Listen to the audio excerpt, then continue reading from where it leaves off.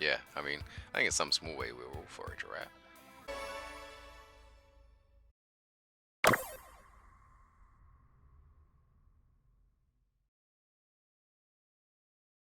Alright, folks, welcome to the Should I Play for Forager.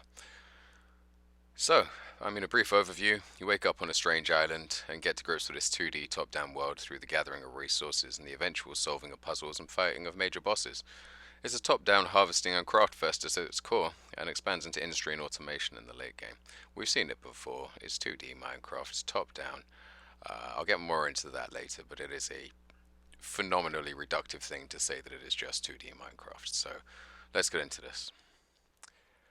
Sea of Stars rewards your work by filling you into the game's importance to its creator at the end, hidden behind obtuse puzzles and very hard bosses. It tells of an ode to the hardships of life and the tenacity required to achieve and hear the opinions near to one's heart.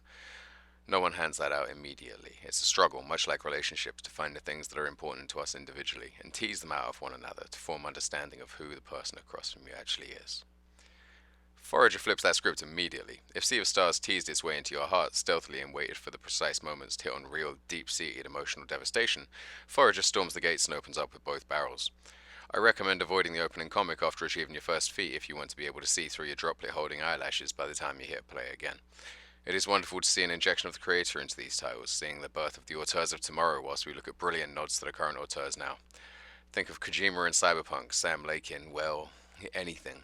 I think this can only lead to further fun nods, but also an immersive way of thinking. What Sea of Stars did beautifully was meld the creator's character in as an observer, so as not to disturb the story.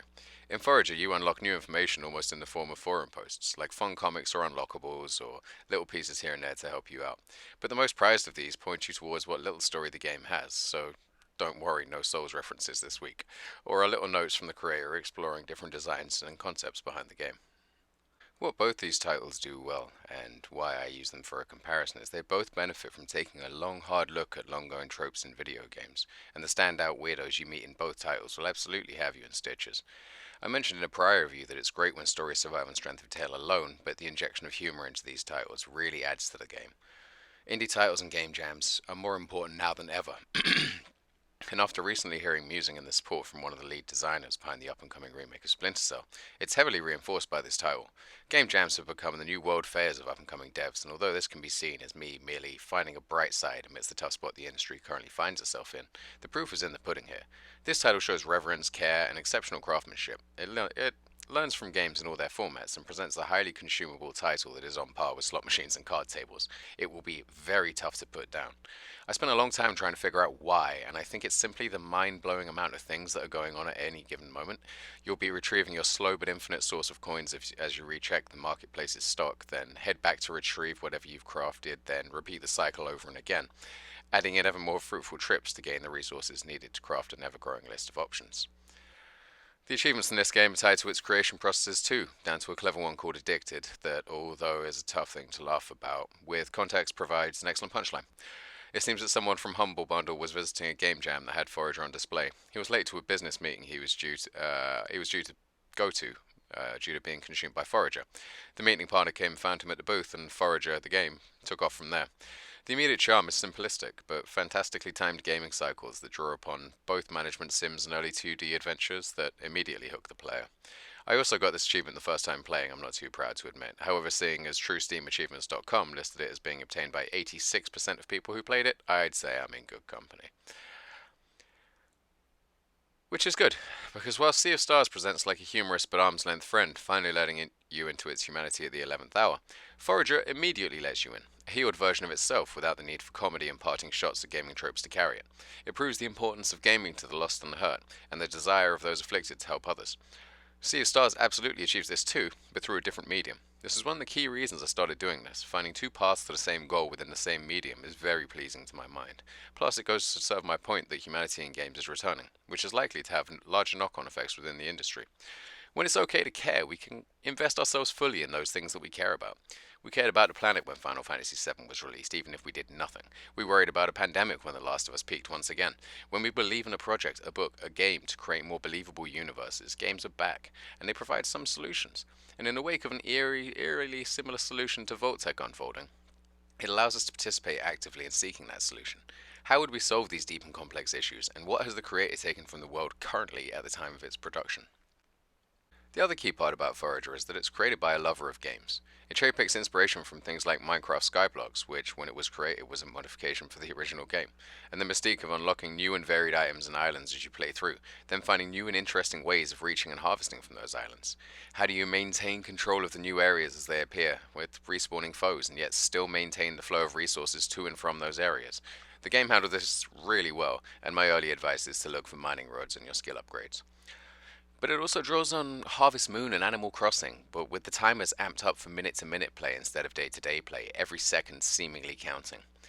It does retread familiar steps, but in new fun directions, the real beauty in the way the game doesn't allow you to get ahead of yourself with unlocking new areas, as they're price locked, but simultaneously allowing you wallet upgrades that can be bought through cheaper areas, but without feeling like a grind, as there's also many other options to jump that step, like avoiding the Grand Lift of Dectus and Elden Ring. Oh, damn, one Soulsborne reference this week. I don't often play games on Humble Bundle, but I mean, my God, did they smash this one out of the park? I was lucky enough to grab a copy of Temtem in order to try and play some games with a good friend, and it went perfectly. After that, I recently had an error with them, but they got on it real quick and resolved it. So I want to take particularly good mention here to say I believe wholeheartedly in the organization, and that the depths of frustration with small things are only matched by how consistently these guys provide a brilliant service to people. It's non-sponsored, but yeah, I actually do believe in this collective. So thanks for the ideals of an organization and a quick solution. Further to that, though, this really does show an exceptional eye for new titles and a diverse portfolio obtained through intensely combing the game jams that I mentioned earlier. So anyone who helps out the little guy is good in my book, and Hop Frog, the creator of this title, goes out of his way to express that. I hope this game is not just a fiscal win, but it pays off and goes some distance to prove the belief of the organization in small titles is worth it, furthering investment in the sector. The best aspect of rapid clicking flash games are on full display. And this is the kind of enlightened and well researched genre bending masterclass that goes some distance to prove a game's ingenuity and gameplay can carry a game, especially in a day and age when we stand on the shoulders of hundreds of thousands of developers. Imitation is the sincerest form of flattery. Cherry pick, do it better, and use what you've learned to integrate bits and pieces that will further your title's gameplay, story, or world building. Some of the more grinding aspects of modern day indie games is how they push for 100% completion to see a secret or final ending. This doesn't. Whilst the non-linear, endless approach can be grating when you've realized you don't have the requisite material, the answer is always within your ability to all of the puzzles within this game. The lack of story one would think might become quite boring, but it never seems to. There's just so much going on that there's not a moment to stop and think about what you're missing. It plays like the final battle of an anime, just getting progressively more and more loud, integrative, and visually stimulating. Play it in an all-lit room with windows, or you will get the Vegas effect. Sea of Stars is an example of handling that well, using a similar mechanic to this title, locking away endgame skills for movement and items behind skill trees, but this has a much more open approach to it, and having essentially finished what the game has to offer and playing far, far, far more of this than I intended to, it is dangerous if you have nothing else going on that day. Uh, it's just unique. I mean, there smacks of listening and hearing and refining what others have done before, but it also plays in a way that is just slightly different, and I found it endlessly enjoyable. Alright, so here's the TLDR for my Reddit folks. You should probably play this one if you enjoy transit titles. This is one to be played on the go so that it limits the amount of time you can get lost in it. Titles that require growing to understand them, there are going to be some things you'll need to head to the wiki for in this one. It's usually to do with the shovel and hidden items, but it becomes that laundry list of items in your head. You kind of go home, check the wiki, then you'll do that during your commute the next day. Okay. Also play this if you enjoy games that are instantly recognizable and a joy to play from first second to last. Along with that, the replayability of this is phenomenal. The first time through is going to be really tough, like with a new strategy game as you come to grips with things, but then you'll be able to pare it back and fix that in your next playthrough. Alright, avoid this if you require a story to keep you on track. This is open-ended and is based around playing the way you want it, not at the behest of someone. It's very no gods, no masters in that way. Bottlenecks in the gameplay. I had to redevelop in a couple of my attempts before I found the attempt that worked for me. If you don't like to find puzzles that you can't immediately solve, even with thinking, there are a handful of clever item-based puzzles in here. And if you don't like expansion and crafting-based titles, that is the whole point of Forager. So possibly avoid this one. Anyway, great title. Enjoy it, guys. And yeah, thank you for listening to me. Drop a like and a subscribe if you want. Drop a comment and we'll chat some more about games. Maybe you can give me some new directions and see some interesting things. Yeah. Anyway, stay safe, everybody.